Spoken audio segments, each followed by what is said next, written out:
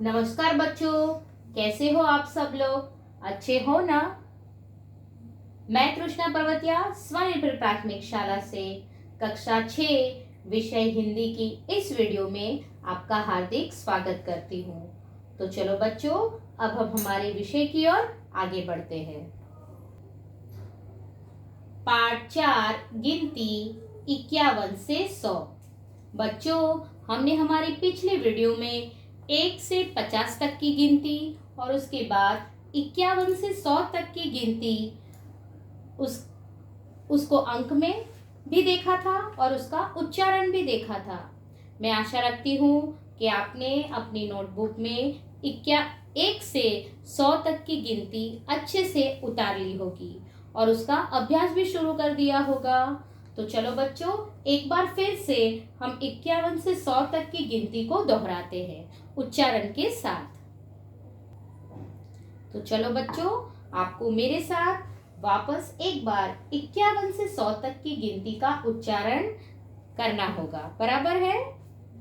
51, 52, 53, 54, 55, 56, 57, 58, 59, 60, 61, 62, 63, 64, 65, 66, 67, 68, 69, 70। बराबर? अब हम इसके आगे बढ़ते हैं। 71, 72, 73, 74, 75, 76, 77, 78, 79, 80। बराबर ने बच्चों? आपको भी मेरे साथ दोहराना है।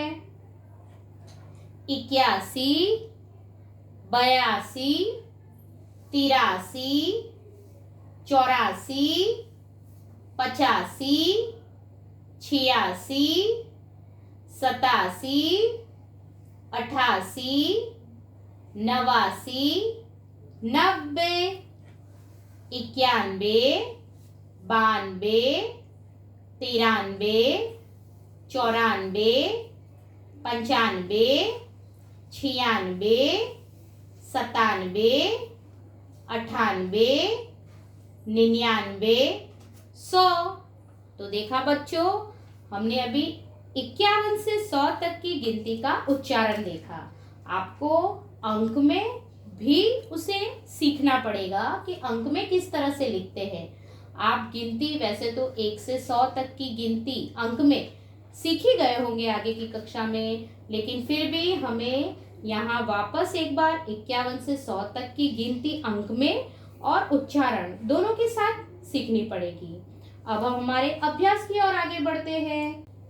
भोले भैया को रास्ते में आने वाली संख्या का उच्चारण कराते हुए साइकिल तक पहुंचाइए।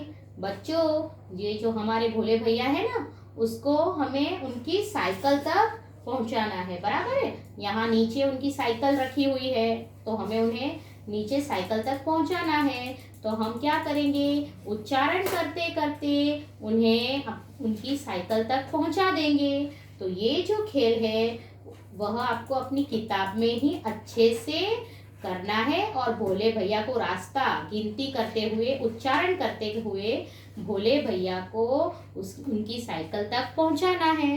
बराबर है? अब हम आगे बढ़ते हैं। तो चलो बच्चों, अब हम हमारे स्वाध्याय के प्रश्नों को समझते हैं। हमारा पहला प्रश्न है, उदाहरण के अनुसार जोड़ मिलाइए।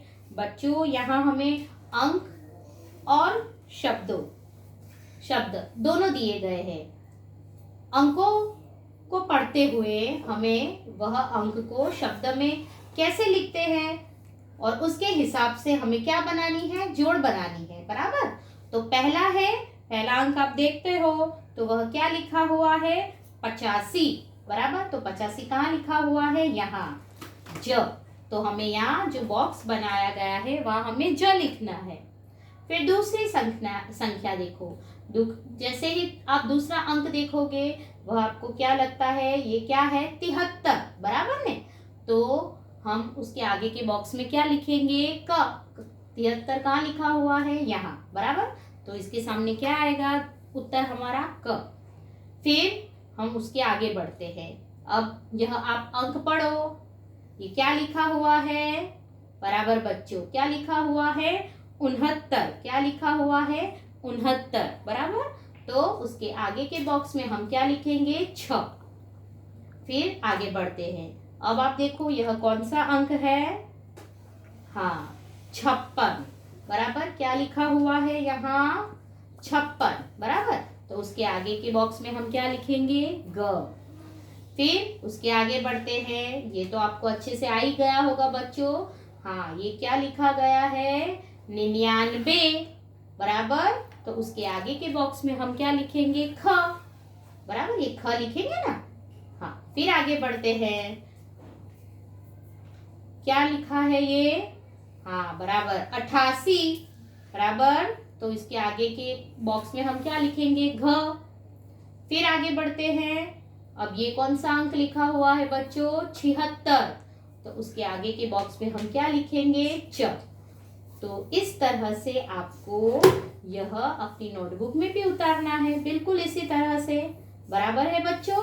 मगर याद रखना, आपको अंक में और शब्द में दोनों में अच्छे से गिनती उतारनी है और सीखनी है और तैयार करनी है। आपको बराबर 51 से 100 तक की गिनती अंक में और शब्द में लिखना और बोलना, ये दोनों आपको अच्छे से तैयार करनी है, तभी आप इस प्रकार के प्रश्नों के उत्तर दे सकोगे। तो चलो बच्चों, अब हम हमारे आगे के प्रश्न की ओर बढ़ते। बच्चों, हमारा प्रश्न 2 है, गिनती को शब्द में और शब्दों को अंकों में लिखिए। पहला है हमारा 79। 79 शब्दों में लिखा गया है, तो हमें उसे कैसे लिखना है, अंक में लिखना है, बराबर है ना बच्चों। दूसरा है 74। 74 शब्द में लिखा है, उसे हमें कैसे लिखना है, अंक में लिखना है। 59, उसे भी हमें इस तरह से अंक में लिखना है। 63, उसको भी हमें इस तरह से अंक में लिखना है। बच्चों, मैं वापस आपको याद दिलाती हूँ कि आपको अंकों में और शब्द में दोनों में गिनती अच्छे से तैयार करनी है। अब हम आगे बढ़ते हैं। यहाँ अंक में लिखा गया है, तो हमें उसे शब्द में लिखना है, बराबर। क्या लिखा गया है, 75। फिर यहाँ है 90। आगे का अंक देखेंगे, वह बनता है हमारा 54। और फिर ये जो अंक है वह शब्द में कैसे लिखेंगे, तो हम लिखेंगे उसे इस तरह से, 89। तो चलो बच्चों, अब हम हमारे आगे की प्रश्न की ओर बढ़ते हैं। प्रश्न 3 है हमारा, कोष्टक में दिए गए शब्दों में से सर्वनाम चुनकर रिक्त स्थान की पूर्ति कीजिए। बच्चों, सर्वनाम तो हम आगे के पाठ में सीख ही चुके हैं, बराबर है। तो यहाँ हमें शब्द दिए गए हैं, जैसे रमेश, वह, गीता, हम, उसे, मैं, हम, कौन, बराबर। उसको इस शब्द में से सही शब्द चुनकर हमें इस खाली जगह में भरने होंगे। पहली खाली जगह है, यानी पहली रिक्त स्थान है हमारी खाली जगह, यानी रिक्त स्थान 30 वर्ष का है। तो बताओ बच्चों, इसमें क्या आएगा, हाँ, बराबर, क्या आएगा इसमें, वह 30 वर्ष का है। फिर दूसरी खाली जगह देखते हैं हम, पता नहीं दरवाजा खटखटा रहा है। प्रश्नार्थ है बच्चों, क्या आएगा इसमें, पता नहीं, इसमें से देखकर बताओ, हाँ, बराबर, पता नहीं कौन दरवाजा खटखटा रहा है। फिर आगे बढ़ते हैं, तीसरी रिक्त स्थान पर, पुस्तक रुचिकर है, खाली जगह मैं भी पढ़ूंगी। हाँ, पुस्तक रुचिकर है, उसे मैं भी पढ़ूंगी, बराबर। चौथी खाली जगह यानी रिक्त स्थान, सब मिलकर क्रिकेट खेलेंगे। तो क्या आएगा, हम सब मिलकर क्रिकेट खेलेंगे बच्चों, बराबर है ना। फिर रविवार को बाजार जाऊंगा, रविवार को मैं बाजार जाऊंगा, बराबर बच्चों। तो इस तरह से आपको इस रिक्त स्थान की पूर्ति करनी पड़ेगी। अब आगे बढ़ते हैं हमारे चौथे प्रश्न की ओर, बराबर। हमारा चौथा प्रश्न कौन सा है? हाँ, आप देख ही रहे हो, बराबर। अंकों को जोड़कर बराबर हमें आगे बढ़ना है और एक अच्छा चित्र दिया गया है यहाँ। इस चित्र को अंकों को जोड़कर, बराबर, अंकों को यानी ये जो शब्दों में दिए गए हैं, बराबर, वो शब्द के आधार पर हमें आगे बढ़ना है और एक पूरा चित्र तैयार करना है। और चित्र तैयार हो जाए उसके बाद आपको अपने मनपसंद रंग भरने हैं। तो बच्चों, ये जो कार्य है वह आप अपनी किताब में भी कर सकते हो, बराबर है। अब हम आगे बढ़ते हैं।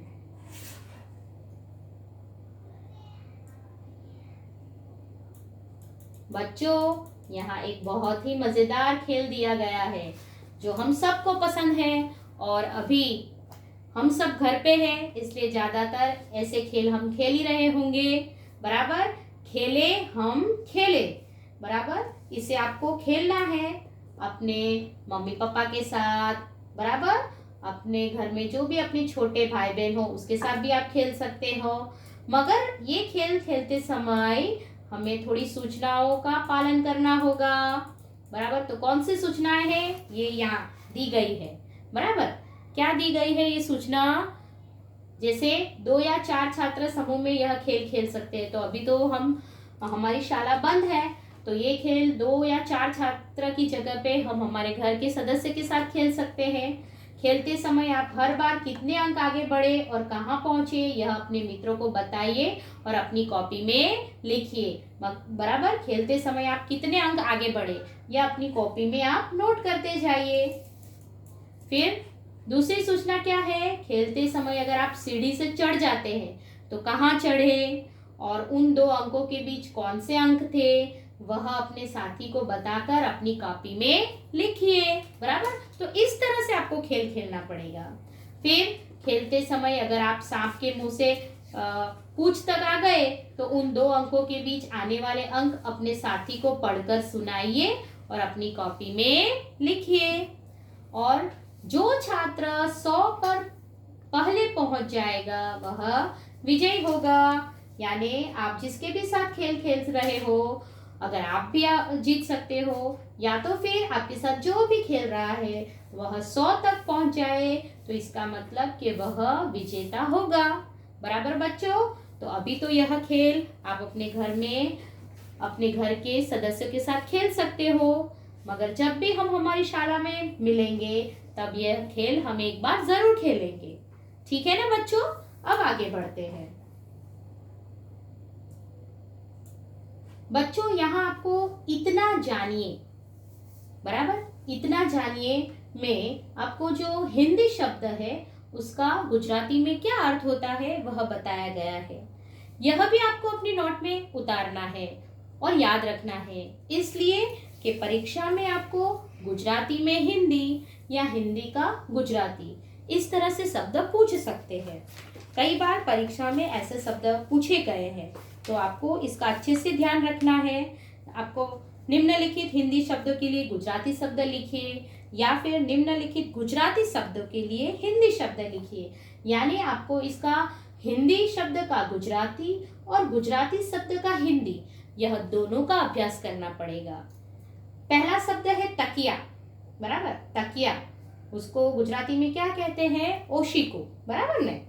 फिर कंघा, कंघा, कंघा यानी કાસ્કો, આપણે જે વાળ ઓળીએ છીએ ને એ કાસ્કો, એને હિન્દીમાં શું કહેવાય? કંઘા. પછી છે ખરલ, ખરલ એટલે ખલ. પછી ચારપાઈ, ચારપાઈ એટલે ખાટલો. પછી છે ઉપલા, ઉપલા એટલે છાણું, બરાબર. પછી છે બરામદા, બરામદા એટલે વરંડો. પછી અલમારી, અલમારી એટલે કબાટ. પાખાના, પાખાના એટલે ગુજરાતીમાં એને કહેવાય જાજરૂ. અને જો ગુજરાતી પૂછે જાજરૂ તો એનું હિન્દુ શું થાય? પાખાના. પછી ખપરેલ, ખપરેલ એટલે નળિયું, બરાબર? ઘરની ઉપર જે નળિયા હોય ને એને હિન્દીમાં શું કહેવાય? ખપરેલ. ઘડી, ઘડી એટલે તો આપણે બધાને ખબર જ છે ઘડિયાળ, બરાબર? ને ઘડિયાળને હિન્દીમાં શું કહેવાય?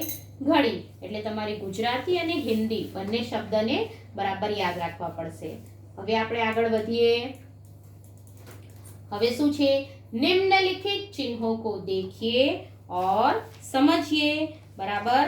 ઘણીવાર આ રીતના પ્રશ્ન તમને जोड़का तरीके पण पूछाई सके छे, बराबर? जैसे कि सही जोड़ मिलाइए, इस तरह से आपको चिन्ह दे सकते हैं और सामने इस तरह से लिखा होगा उसका उत्तर, तो आपको चिन्हों के आधार पर बराबर सही जोड़ मिलानी पड़ेगी. इस तरह से भी प्रश्न पूछ सकते हैं. तो पहला जो यहाँ आप एक चिन्ह देख रहे हैं वह क्या है? आगे बम्प है. यह कई बार हम जब भी रास्ते से मुसाफरी करते हैं तो लिखा होता है, बराबर ने, कि आगे बम्प है, बराबर? फिर उसके बाद जो एक चित्र दिया गया है वह है अंतरदर्शक, माइलस्टोन, यानी कितना हम जहाँ है वहां से अभी कितनी दूर, किलोमीटर की दूरी पर आगे वह स्थल आएगा, बराबर? यह बताता है. फिर आगे है, यह जो चिन्ह है वह हमें दिखाता है रेलवे फाटक का, यानी हम जब भी मुसाफरी करते हैं और इस तरह का चिन्ह देखते हैं तो हमें समझ जाना पड़ेगा कि आगे क्या है. अब हमको आगे रेलवे फाटक आएगा.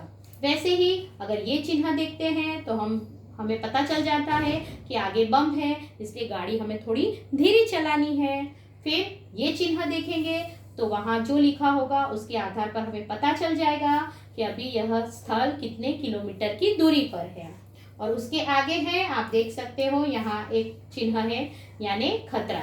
खतरा यानी वह बताना चाहते हैं कि आगे अब खतरा हो सकता है, इसलिए आप अपना वाहन बहुत ही धीरे चलाइए, बराबर? या तो आगे कोई खतरा होने वाली जगह आने वाली है, बराबर? इस तरह से आपका भी निर्देश करता है, बराबर बच्चों? तो आज हम यहाँ इतना ही देखेंगे. यह पाठ हमारा संपूर्ण रूप से पूर्ण होता है. आप सब जानते हो कि पाठ पूर्ण होते ही हम क्या रखते हैं? टेस्ट रखते हैं. तो आपको यह पूरा पाठ गिनती यानी अंकों में और शब्द में दोनों तरह से अच्छे से तैयार करना है. और जो कुछ भी आज हमने स्वाध्याय में देखा उसे भी अच्छे से तैयार करना है. इसका लेखन कार्य मैं अपने ग्रुप में रखूंगी. आपको अच्छे से समझकर अपनी नोट में लिखना है और इसकी तैयारी करनी है. तो अब हम हमारी अगली वीडियो में मिलेंगे. आना बच्चों.